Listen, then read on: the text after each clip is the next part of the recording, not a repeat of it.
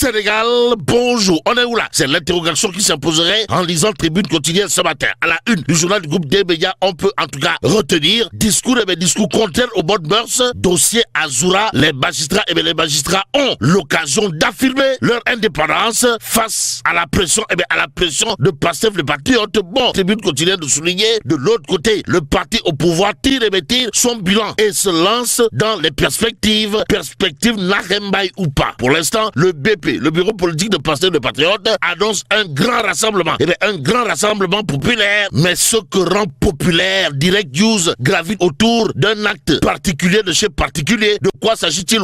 Ousmane Sonko rend visite à Azoura Fall à Rebeuss. Boule de connaît? Wallahi talaï. Bon, une pierre, deux coups. C'est le titre qui barre la une de Direct News dans le journal. C'est Daoulcho, biétiste, qui sans contour ni détour note, le Sénégal a changé. Les insulteurs seront effacés de l'espace public. Une démocratie qui se veut majeure n'a pas besoin, alors là, pas du tout besoin d'acteurs qui développent des pratiques aux antipodes de la morale républicaine. Renseigne toujours Daoulcho, le biétiste de Direct News, d'ajouter: ce Sénégal que nous voulons construire se fera sans le régiment des insulteurs. Ousmane Sonko a décrété la fin du tam-tam des insulteurs. Explique en tout cas Daoulcho. Que retenir de particulier dans cette histoire? Sinon, Ousmane Sonko a rendu visite à Azoura Fall à Rebeuss. Explique bien entendu Direct News à propos justement de news relative à la visite de Ousmane Sonko à Azoura Fall et Kairé. Il y a l'évidence quotidienne, qui affiche le pavé dans la main, pour ne pas dire coup de pied dans la fourmilière, signé Gabsobob les Djambar. Bon, l'organisation politique dirigée de main par le Djambar en chef, Bougane Gueye Dany en l'occurrence, comprenez Gabsobob, met en garde contre les ambiguïtés de l'exécutif. Pendant ce temps, le point actu de parler de nouvelle alliance politique, il est question de quoi? De Barthélémy Diaz et Bougane Gueye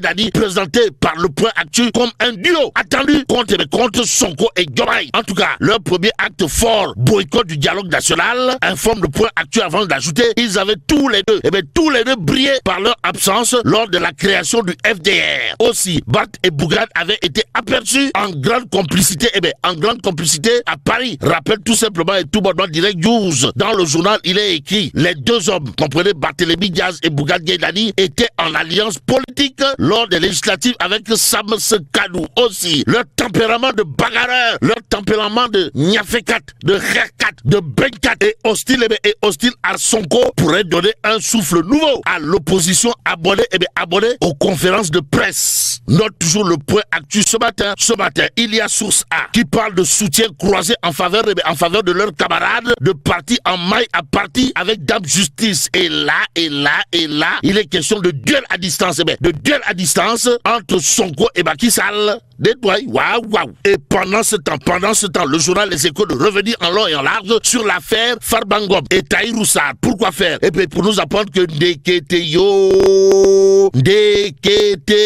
grosse bataille devant la chambre d'accusation le 21 mai prochain. En tout cas, Tahirou et Farba contestent les ordonnances du rejet ou de saisie conservatoire de leurs biens. Informe Les Échos au journal d'ajouter: il y a 12 requêtes, dont 2 de Farba et 10 recours de Tahirou Sarr. Bon, la chambre d'accusation financière juge tous les recours le même jour. Renseigne bien entendu Les Échos, favorables ou pas. En tout cas, le journal de nous livrer la réaction magistrale, pour ne pas dire monumentale et même cardinale, bref cathédrale de Malène Amadou Niang, expert financier et DG de l'ONG IBP. En tout cas, Sawai Niang Malène Amadou, expert financier de son état, d'expliquer dans Les Échos: la LFR 2025 doit être l'opportunité pour l'État de corriger et de prendre en charge les priorités des Sénégalais, aux Sénégalaises et aux Sénégalais. Les Échos annoncent un nouvel avocat social répondant au nom de Malem Amadou Niang, expert financier et DG de l'ONG IBP. Bon, pourvu que le coup de Malem Amadou Niang ne tombe dans l'oreille d'un sourd. Pour l'instant, Sud Quotidien de s'intéresser à la mobilité urbaine. Un an après la mise en service du BRT, le souffle électrique qui change Dakar, la capitale, et ce qui semble capital, et bien capital pour terminer. Et à lire dans Tribune Quotidien ce matin. Le journal, en tout cas, de révéler, tailleurs, vendeurs de tissus et de moutons se plaignent. Pourquoi? Eh bien parce que